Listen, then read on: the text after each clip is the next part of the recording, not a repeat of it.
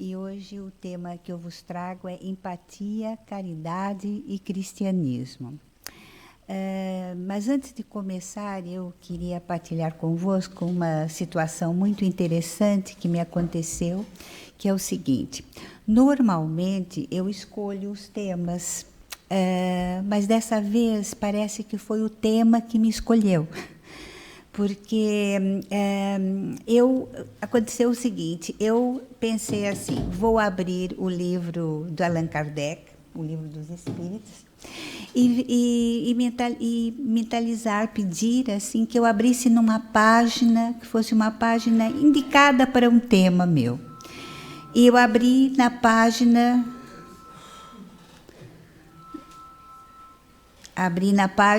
que falava sobre caridade. Então, eu comecei a pesquisar sobre a caridade na visão cristã. E, passados uns dias, sem mais nem menos, não é, eu peguei o telemóvel, como toda a gente faz, e cliquei no Google e apareceu uma entrevista de um artista brasileiro, que é o Jô Soares, a entrevistar Divaldo Franco. E eu achei aquilo muito interessante, porque o que eles falaram tinha a ver com caridade. Então, eu pensei, é por aqui mesmo que eu tenho que ir. E isso já era próximo do mês de maio, então eu pensei assim, bem, Divaldo Franco nasceu no 5 de maio e morreu, não é? Desencarnou no 13 de maio. Então, também pensei em fazer dessa minha apresentação uma pequena homenagem a Divaldo Franco, esse maravilhoso médium que viveu aqui na Terra, não é? Então, era isso que eu queria dizer primeiro. E depois, os tópicos que eu vou abordar são empatia, o conceito, a caridade, o conceito, porque eu acho que é muito interessante definir primeiro o que cada uma dessas palavras traz, qual é o peso de cada uma dessas palavras, para nós entendermos melhor o que vem a seguir, que é a visão de Jesus sobre a caridade. Depois, a sabedoria popular. O que é sabedoria popular ao longo dos séculos, ainda mais aqui em Portugal, que é um país muito rico em provérbios, tem a dizer sobre essa dicotomia egoísmo e caridade. Depois, eu vou apresentar a entrevista do Jô Soares com Divaldo Franco. E, por fim, como sempre eu gosto, vou mostrar a vocês, cantar com vocês 2 canções.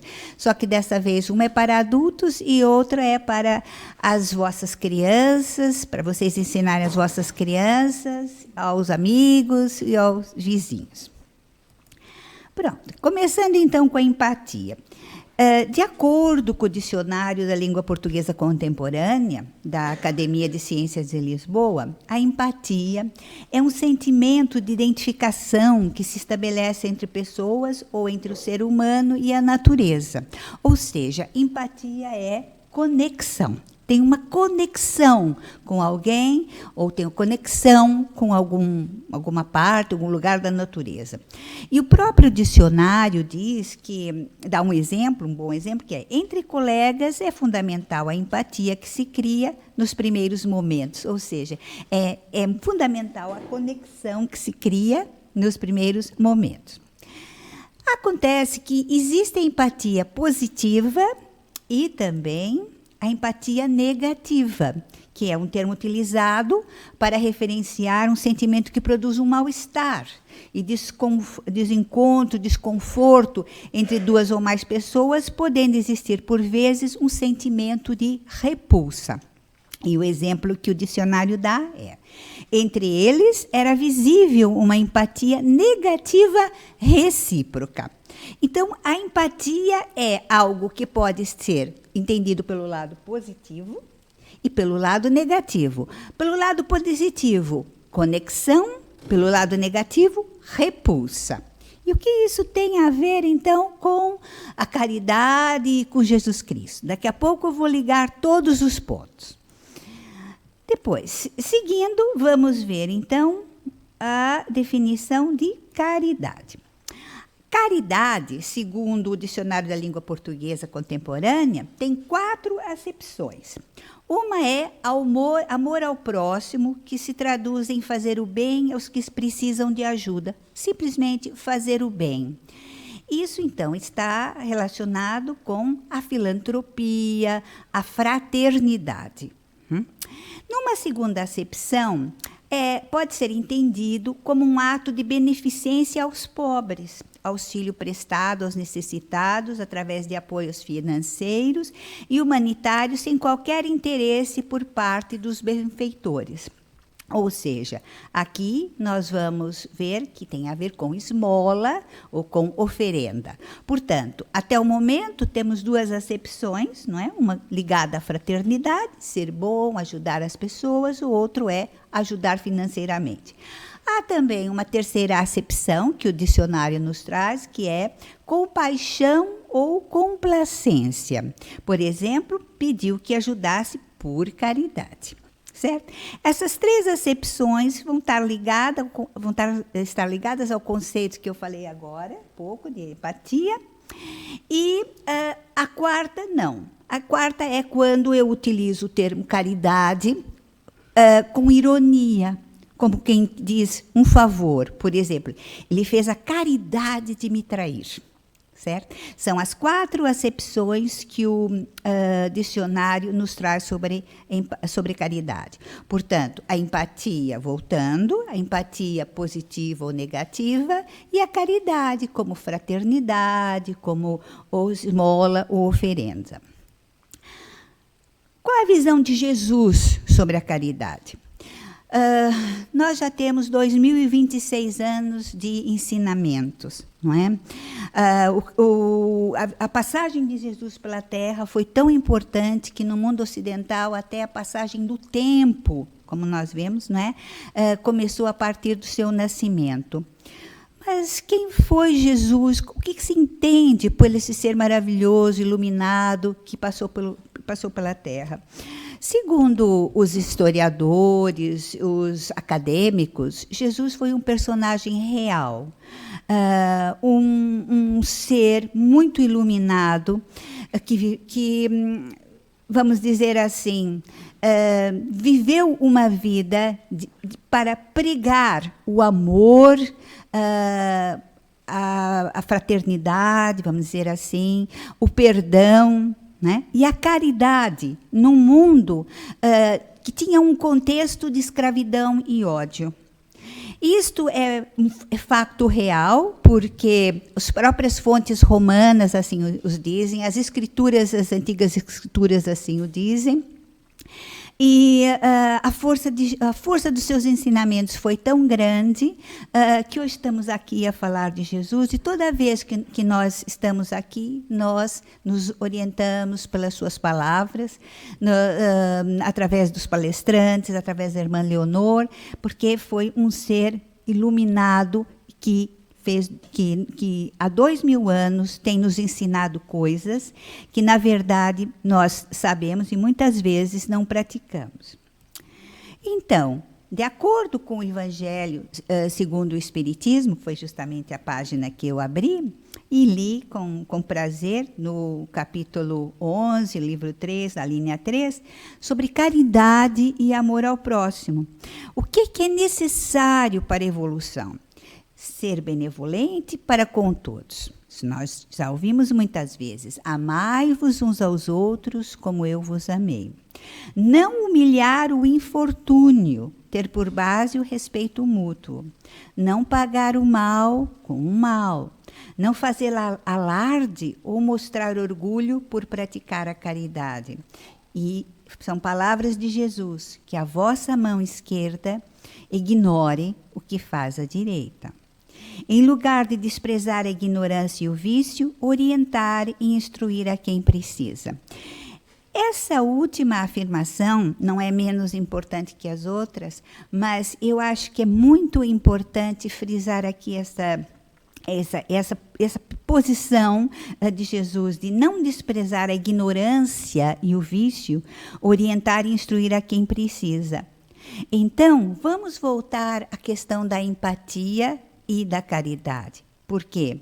Em última análise, o que Jesus quis dizer, e isso acho que é fundamental, não podemos deixar de sublinhar, que devemos fazer o bem independentemente da empatia ou não, independentemente de nós sentirmos conexão com a pessoa ou repulsa pela pessoa, mas com inteligência emocional para sentir a dor do outro.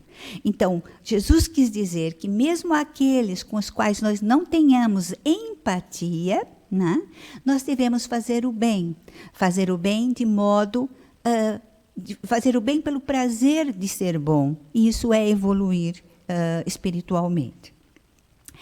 A sabedoria popular, ao longo dos anos, não é, foi sempre uma dicotomia entre egoísmo e caridade. Então, eu preparei uma pequena surpresa a vocês, na perna direita de algumas cadeiras, como vocês estão vendo ali, está vendo um papelinho ali? Papelinho? Olha, o senhor faça a gentileza, pega aquele papelinho. Certo? Vocês vão encontrar debaixo da cadeira um provérbio. Pode sentar, depois o senhor vai ler para mim. Procure nas vossas cadeiras, a irmã Eleonor incluída, mas a dona Eleonor não é na perna, a dona irmã Eleonor é atrás.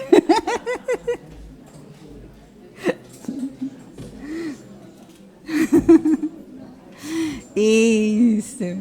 Quem achou? Hã? Quem achou vai ver um papelinho que tem um provérbio. Então, nós vamos começar. Eu escolhi 10 porque eu acho fantástico a questão dos provérbios. Há provérbios para a amizade, para o perdão, para o egoísmo, para a caridade, para tudo. A sabedoria popular é realmente sábia, né? Então, vamos ver. Vamos começar aqui pela irmã Leonor. Qual é o seu provérbio?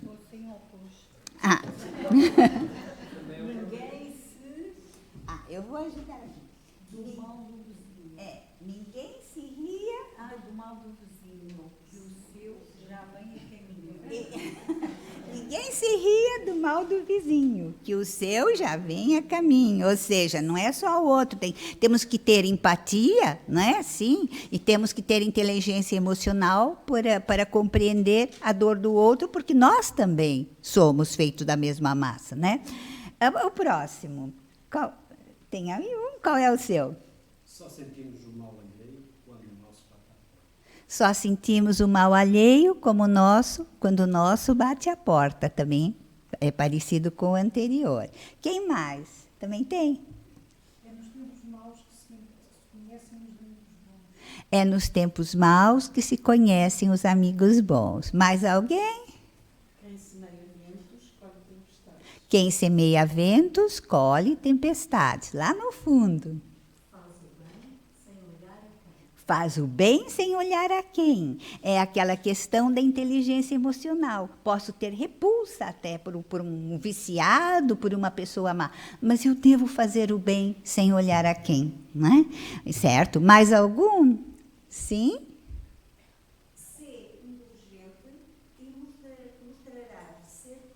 Ser indulgente e mostrarás ser prudente. Muito bem. O que mais?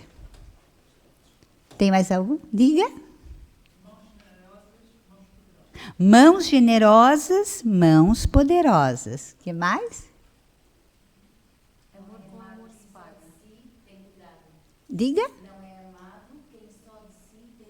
Não é amado quem só de si tem cuidado. Quem é egoísta. Eu vi aqui um? Quem falou? Ah, sim. Amor com amor se paga. Amor com amor se paga. Coisa linda, né? Mais algum? Não. Eu selecionei 10, mas há muitos. Só para nós relembrarmos. Empatia, caridade, inteligência emocional, tudo isso está nesses provérbios, né? Faz o bem sem olhar a quem. É nos tempos maus que se conhecem os amigos bons. Mãos generosas, mãos poderosas. Não é amado quem só de si tem cuidado. Ninguém se ria do mal do vizinho, que o seu já vem a caminho. Amor com amor se paga. Quem tudo quer, tudo perto, tudo perto, parece que ninguém falou. Se perdeu. Ser indulgente e mostrarás ser prudente. Só sentimos o mal alheio quando o nosso bate à porta, quem semeia vento, colhe tempestade. Sabedoria popular pura, não é? Pronto. Agora, vamos ver uma pequena entrevista, que é essa minha pequena homenagem a Divaldo Franco. E aqui estão duas pessoas que já não estão entre nós. Um deles é o Jô Soares, que no início da sua carreira foi um grande humorista, um homem muitíssimo inteligente, e que também já faleceu já com 84 anos. E aqui, do outro lado, Divaldo Franco, que deu essa entrevista 9 anos antes de morrer, porque, ele, como sabe, ele morreu com 98 anos. Né? Então, vamos aqui ver. Apontado como um grande médium da atualidade. Eu vou conversar com Divaldo Franco. Venha!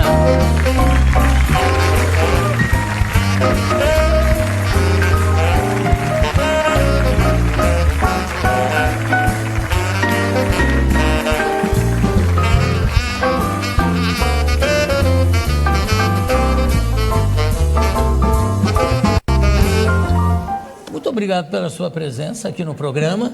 Mas é um prazer imenso. É o lançamento do livro, Divaldo. Sim. Ana Lande. Agora explica um pouco para a gente. Esse livro foi psicografado, por acaso? Não, é jornalista. É um livro biográfico. Ela passa uma temporada conosco, procurou acompanhar as nossas atividades sociais, também as atividades mediúnicas. Editora Bela, perdão. Exatamente. Depois, ela elaborou o livro, publicamos no ano passado, ela publicou aqui na Saraiva, demos autógrafos. Sim. E agora temos o prazer de estar com você. Imagina, o prazer aqui. Um grande prazer. É todo meu. Quando é que você começou a sentir essas manifestações de espíritos, vamos chamar de espíritos por falta de encontrar um nome mais apropriado, né? Manifestação ou espírito, enfim. Quando é que começaram a se manifestar através de você? Quando eu contava 4 anos, nossa família muito católica, no interior da Bahia, em Feira de Santana, eu estava brincando na sala e se adentrou uma senhora estranha e me disse: chama Ana, que é minha mãe.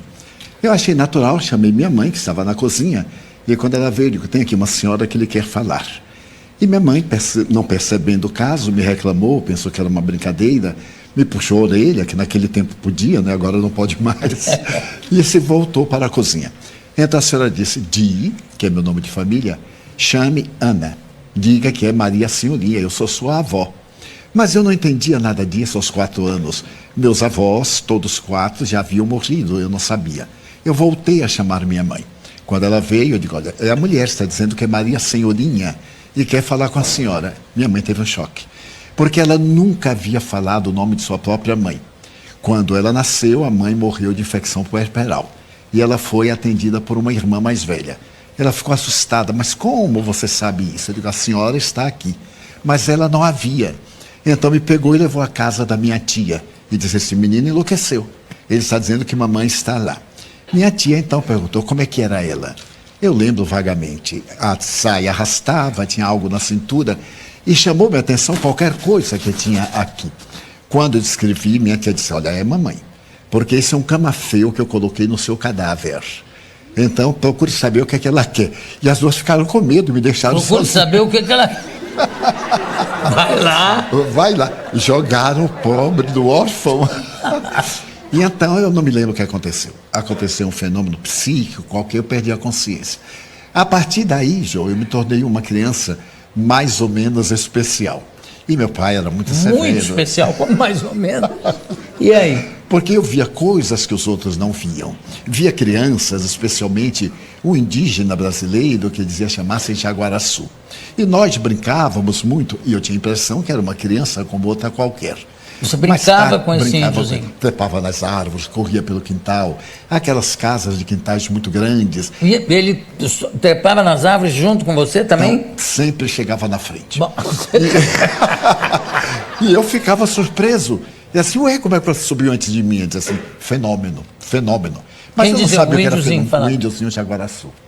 Quando eu completei lá pelos 7 anos, eu comecei a perceber que eu via muitos outros seres que os meus pais não viam. E então aí criaram-se muitos problemas. Porque eu era Por muito exemplo? católico, estava sempre na religião, confessava, e o padre terminou por dizer que aquilo era uma influência demoníaca. Que o demônio estava desejando... essas influências são sempre consideradas demoníacas. É uma coisa absurda, Não é? porque nunca me havia proposto nada negativo. E então ele exigia que eu tivesse uma vida reta. Aos 7 anos eu tinha mais do que reta. Não podia ter uma vida oblíqua naquela oportunidade. E então ele disse, olha, ore muito. E eu orava. Quanto mais orava, piorava. Porque eu me concentrava, Mais chamava. entrava num mundo psíquico mais forte. Por fim, aos 12 anos, eu briguei com Deus. Porque eu disse para ele, você não aguenta o diabo, como é que eu vou aguentar? Se você que criou o diabo não aguenta, como é que eu vou aguentar? Faço de tudo, oro, confesso, comungo. Nesse ínterim eu adoeci. Morreu um irmão meu, e eu fui ver ele estava caído no meio da rua, e eu tive um impacto muito grande. Voltei para casa, avisei os meus pais, e fiquei sentado. Naquele tempo não havia necrópsias nem nada no interior da cidade, só havia um médico. Ele foi levado para sua casa, que era casado e morava perto de nós. E então, mais ou menos às 8 da noite, minha mãe disse assim, meu filho, vamos fazer o velório, vamos orar o terço de Nossa Senhora. Nós tínhamos uma mesa muito grande, porque nós éramos 13. E então, aquela mesa, 2 bancos. 13 filhos. 13 filhos. Com meu pai e minha mãe, 15. Era assim, muito tranquilo. É, Era eu o tô primeiro vendo. laboratório da minha vida. É. E então, naquele momento, eu me quis levantar e não pude. Tentei outra vez e não pude. Quando minha mãe me puxou, eu caí. E então foi chamado o médico, ele disse, é um trauma. Foi o choque. Se ele tomar outro choque, ele fica bom. Meus irmãos eram muito inteligentes. E me aplicaram o choque elétrico. Não sabia o que era o choque psicológico. E então eu não morri porque eu não estava no programa. Então me assustavam essa coisa do interior. Por fim, no dia 5 de dezembro de 1944, foi levada à nossa casa uma senhora. Ela me olhou detidamente e disse, mas este menino não tem nada. Eu digo, nossa, que surra que eu vou tomar. Eu estava ali acamado desde o dia 23 de junho até 5 de dezembro. Meu pai era do temperamento da psicologia. E lá em casa nós tínhamos um psicólogo pendurado atrás da porta. Qualquer coisa tinha uma sessão de psicoterapia e a gente ficava ótimo, sem recalque, sem conflito, sem nada. Agora, me desculpe, eu estou fazendo cálculos aqui pelas datas que você está me dizendo. Desculpe a minha brutal falta de sensibilidade ou de educação, mas com quantos anos você está? Que idade você tem? 89. Se a gente passar a mão e você pega isso, não? Não, mas eu 89. transfiro com muito prazer para você. O restante que houver, nós dividimos. Olha que louco. Podemos fazer uma 89. boa parceria. 89.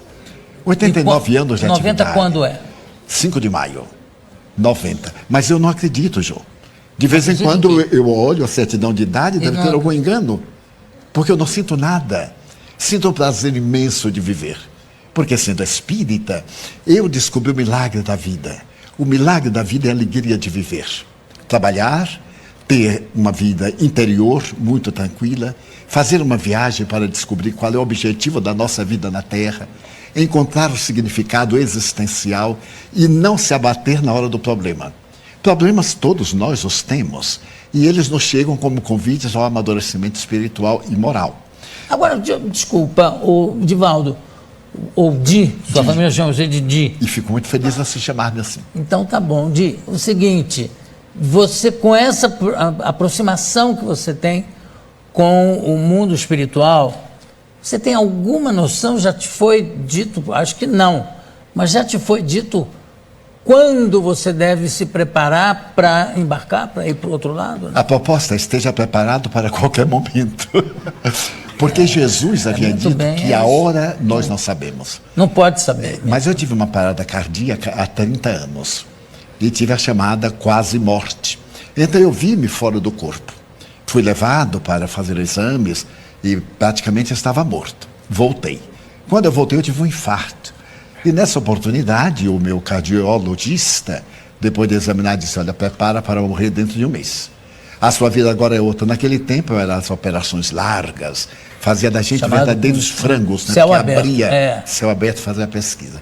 E ele disse: olha, Edivaldo, se você tiver o maior repouso, você viverá mais de 30 dias. Mas não pode mais se alimentar como antes, não pode falar. Imagina, dizer isso a um baiano que não pode falar. É mesmo que condenar à morte. Porque o baiano não fala, ele fala pelos cotovelos. E você está vendo, né? E com velocidade para não perder tempo. Tá certo. E a comida, como é que ficou a restrição? Uma Você tragédia. hoje come de tudo? De tudo e do que aparece. Mas o mais importante é que eu sobrevivi e ele já morreu. Eu fui ao enterro, fiz uma oração muito bonita, agradecendo a Deus antes ele do que eu. É natural, Claro. já que Deus resolveu. Morreu antes Deus ele o do que leva. eu. Exatamente. É uma Claro. poesia popular. E então aqui estou, mas estou muito feliz. E você trabalha, qual é o tipo de trabalho que você exerce nesse sentido da espiritualidade? Você tem, eu não sei como usar essa nomenclatura e de repente falar uma coisa absolutamente errada, mas é um centro espírita que você tem? Nós fundamos o Centro Espírita em 1947. Sei. Mas Aonde como é? cidadão, em Salvador. Ah, Como cidadão, eu trabalhei para uma autarquia do governo, que era o IPASE. Hoje são 4 letrinhas muito queridas, INSS. Todo brasileiro gosta dessas letras, né? Porque isso faz parte da felicidade. Então, trabalhei para o Instituto, aposentei-me em 1980 e dediquei tempo integral ao Espiritismo. e como é que é? Você tem, um local, Nós temos uma você comunidade. recebe pessoas... Recebemos. Nós educamos crianças. Somos pioneiros na América Latina com os lares substitutos. Nós tínhamos uma casa grande, um lar, um orfanato convencional. Depois nós criamos os lares substitutos e hoje temos uma comunidade que recebemos diariamente mais de 5.000 pessoas. Mas você faz, por exemplo, você tem o dom da cura, vamos Não. dizer assim, não? A cura todos nós temos, João. Porque é uma energia que nós possuímos, todos nós. Quantas vezes alguém chega até você indisposta, lhe aperta a mão, e você transmite algo, a pessoa diz: mas foi tão bom estar com o Jô. Essa irradiação de simpatia, de alegria de viver, é transmitida como também de pessimismo. Uma mesma pessoa coisa, chega, lhe você aperta a sente, mão e é. lhe transmite uma dor de cabeça. Então nós intercambiamos. A atividade das curas para nós espíritas é muito relativa à verdadeira cura interior.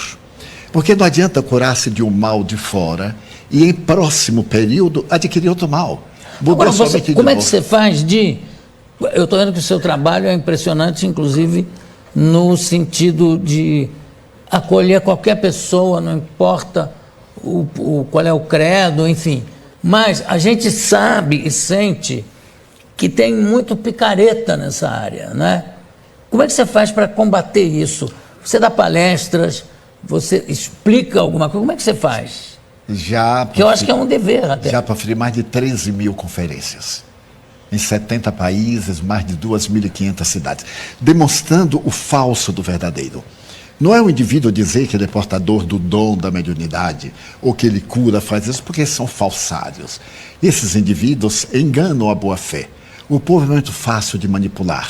E quando o indivíduo se apresenta com títulos de aparência grandiosa, principalmente misteriosas, sobrenatural, do fantástico, então há um mito em torno do indivíduo. E as pessoas deixam-se iludir.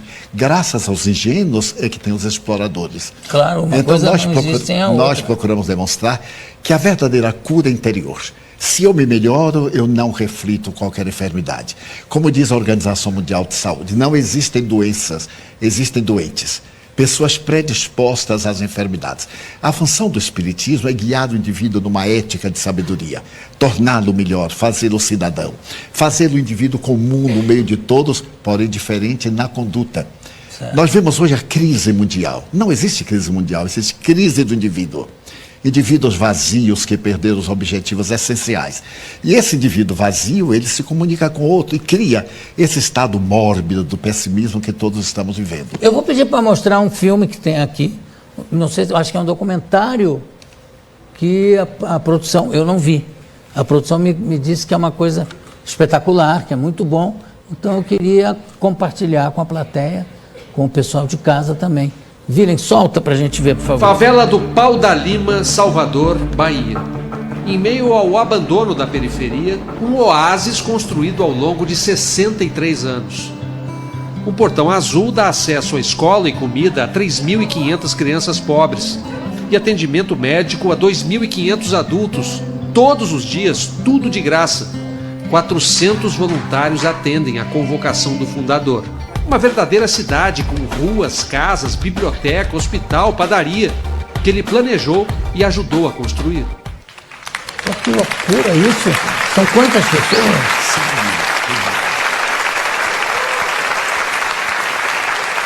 Agora, isso é uma entidade que vive de contribuições? Contribuições, convênios governamentais, principalmente na área da educação. Nós temos 103 professores em convênios com a prefeitura, com o Estado. E recebemos também mantemos alguns convênios com o governo federal. E você, por exemplo, qual é a sua mediunidade? É de psicografar, como era o Chico Xavier? Sim. E quantos livros já psicografaram? 260. De que autores, vamos dizer assim? Tem autores Rabindranath específicos? Tagore, que foi o grande poeta indiano, Viana de Carvalho, Joana de Ângeles, mais de 60 espíritos. Agora, a diferença entre nós e outros autores é que nós cedemos os direitos autorais não só para a nossa obra, como para outras instituições. Porque o lema do Espiritismo é a caridade. Mas não apenas a caridade de doar, a caridade moral, a caridade de compreender os outros. Cada qual tem o direito de crer ou de não crer. Eu respeito mais um ateu digno do que um religioso hipócrita. Então, a grande coisa...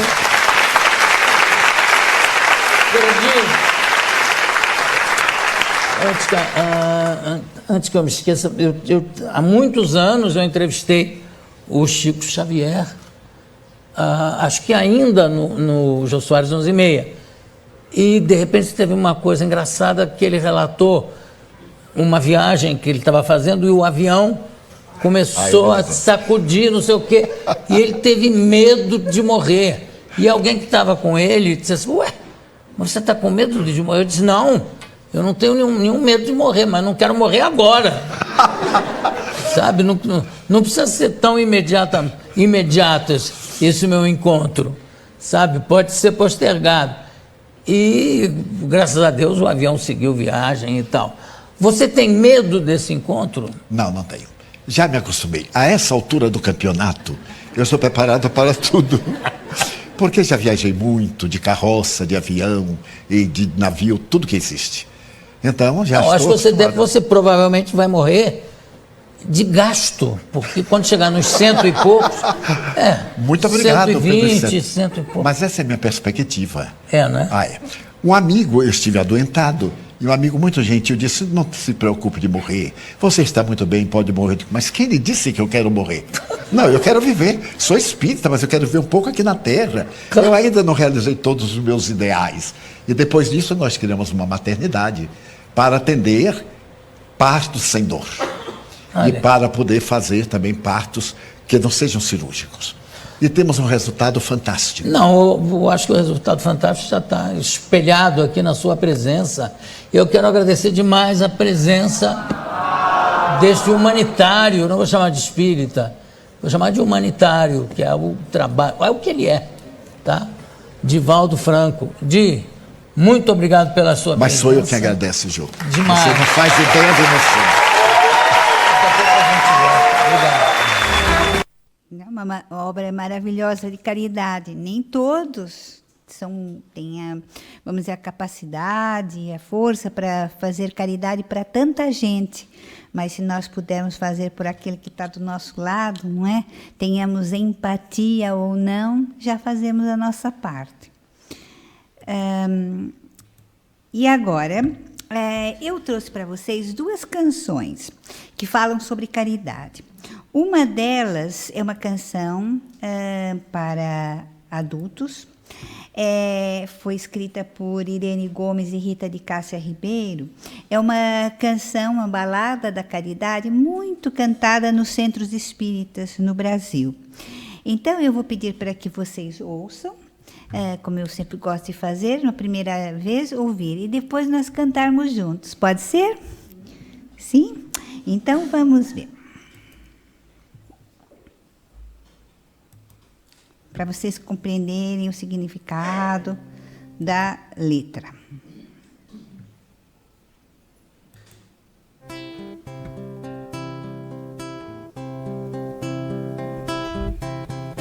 Para mim, a chuva no telhado é cantiga de ninar, mas o pobre meu irmão, para ele a chuva fria vai entrando em seu barraco e faz lama pelo chão. Para mim, o vento que assovia é noturna melodia, mas o pobre meu irmão ouve o vento angustiado, pois o vento este danado lhe desmancha o barracão. Como posso ter sono sossegado se no dia em que passou os meus braços eu cruzei? Como posso ser feliz se ao pobre meu irmão eu fechei meu coração? Meu amor eu recusei.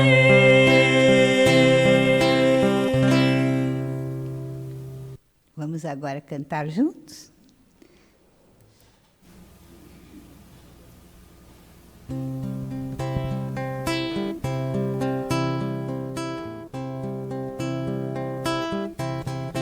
Para mim, a chuva no telhado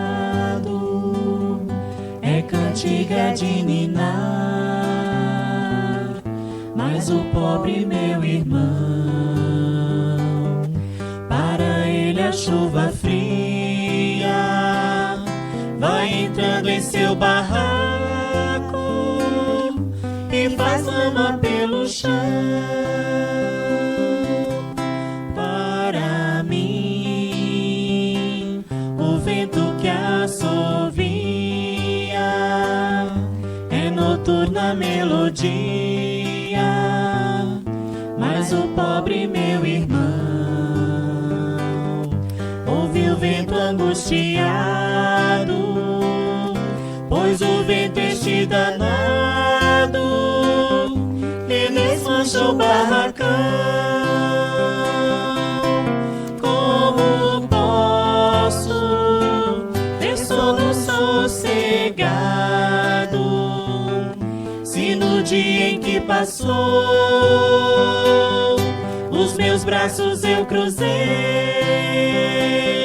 Como posso ser feliz se ao pobre meu irmão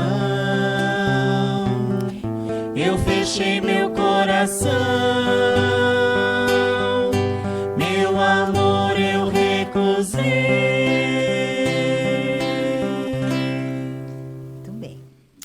E agora, uma outra canção, que é uma música espírita infantil, porque é muito importante, desde de pequenos, né, nós ensinarmos aos nossos filhos, sobrinhos, né, pessoas da nossa família, nas escolas também, enfim, em geral, os amigos, a compreender a importância de evitar o egoísmo, de ser mais caridoso, não é? E há um livro que é Transformando Sentimentos, que tem essa música, vocês podem facilmente encontrar no YouTube. A autora da letra é Nízia Amália e a música é o Cristiano. É uma música muito pequenina e eu vou pedir para que vocês ouçam a primeira vez e depois vamos cantar juntos, tá bem? Então vamos ver.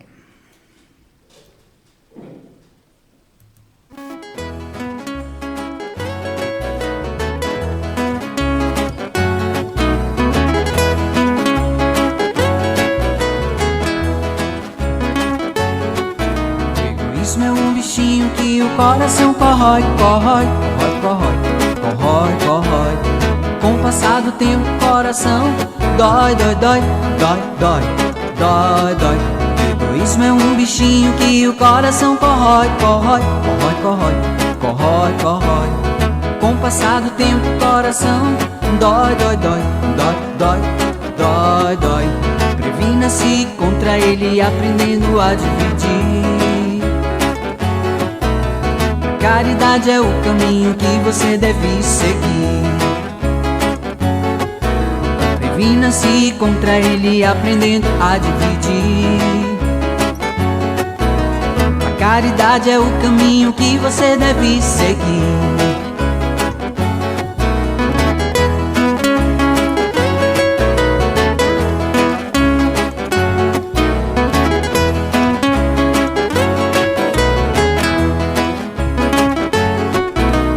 Egoísmo é um bichinho que o coração corrói, corrói, corrói, corrói, corrói, corrói.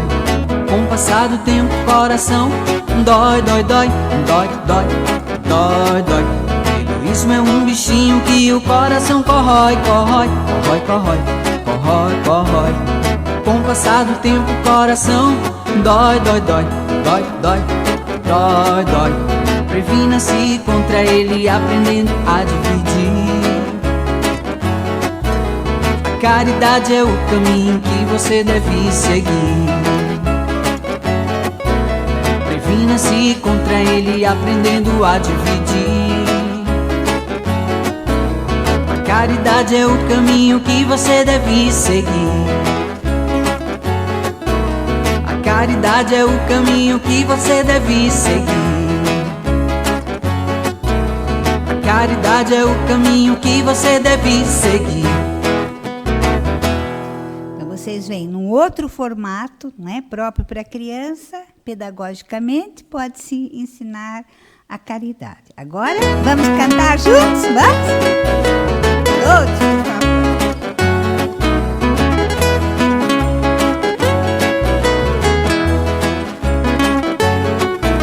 Egoísmo é um bichinho que o coração corrói, corrói, corrói, corrói, corrói, corrói.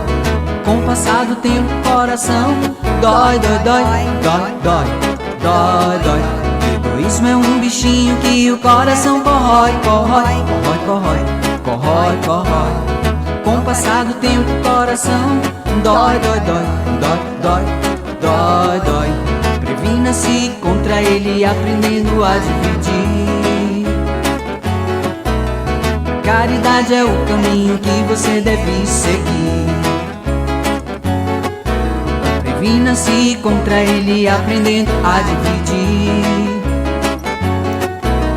A caridade é o caminho que você deve seguir.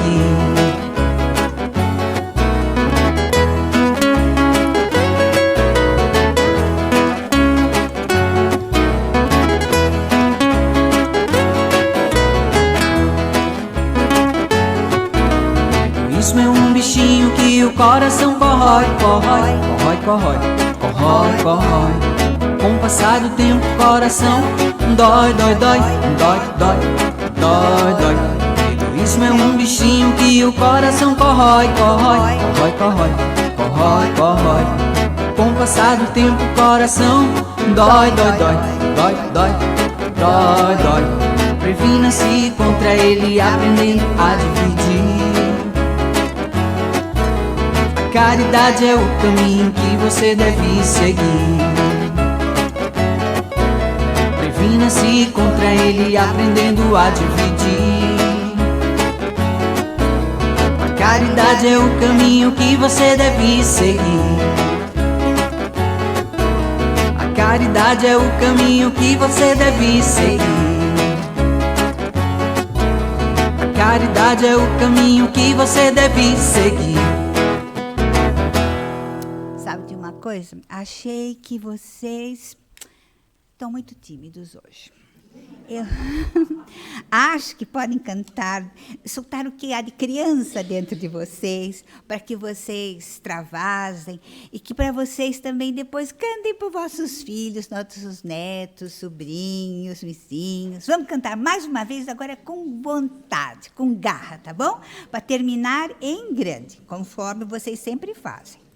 Então vamos lá, todos juntos, se quiser pode até bater palma, né?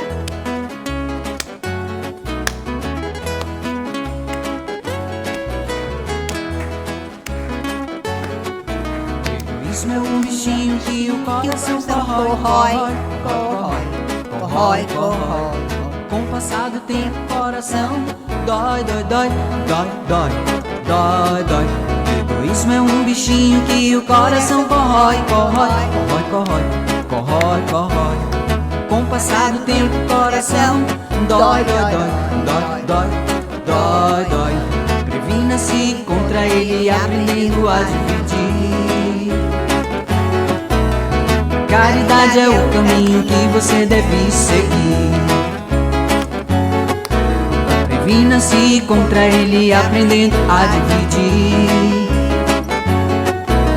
A caridade é o caminho que você deve seguir. Muito bem, muito bem.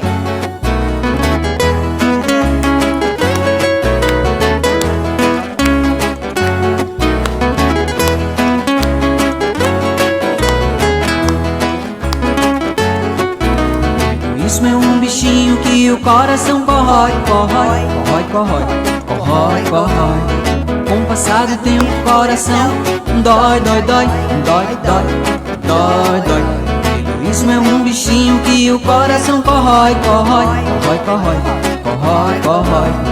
Com o passar do tempo o coração dói, dói, dói, dói, dói, dói, dói. Previna-se contra ele aprendendo a dividir. A caridade é o caminho que você deve seguir. Previna-se contra ele aprendendo a dividir. A caridade é o caminho que você deve seguir. A caridade é o caminho que você deve seguir. A caridade é o caminho que você deve seguir. Muito bem. E agora, para terminar, obrigada pela vossa atenção. Obrigada.